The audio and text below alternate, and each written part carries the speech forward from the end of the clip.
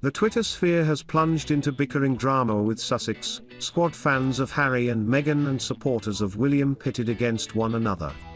One Twitter user highlighted the fact that Simon Case, the civil servant tasked with probing the number 10 Christmas party during lockdown, used to work for William. Mr. Case has stepped aside from his role leading an inquiry into the alleged Downing Street lockdown party after it emerged a similar event was held in his own office. The Twitter user called SierraBo22 reacted and tweeted, "Well, if disgraced CVO Simon Case is no longer needed, he can always return to his previous job at Kensington Palace, where he helped to concoct PR stunts for / with Prince William." Downing Street has now said the probe would be continued by senior civil servant Sue Gray.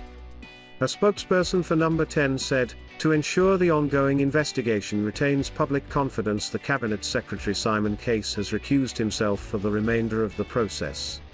Another Twitter supporter of the Duke and Duchess of Sussex hit out at the news that Mr. Case was forced to step down. The Twitter user called Archie's Servants said, "If and when Simon Case gets fired, he will just head back to continue wreaking havoc at Kensington Palace."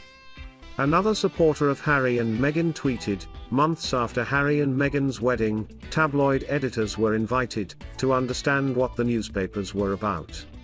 Government experts were deployed flagged smear campaigns targeting the Sussexes." Linked to the above tweet was a news piece about William making connections with UK news editors and political figures.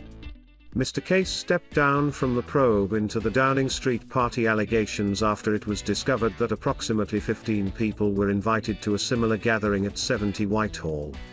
Responding to the claims, a government spokesperson said, "Staff in the Cabinet Secretary's private office took part in a virtual quiz on the 17th of December 2020.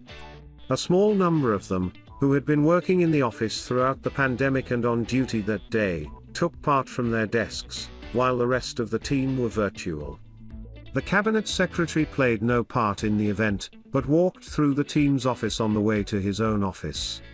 No outside guests or other staff were invited or present. This lasted for an hour and drinks and snacks were bought by those attending. He also spoke briefly to staff in the office before leaving."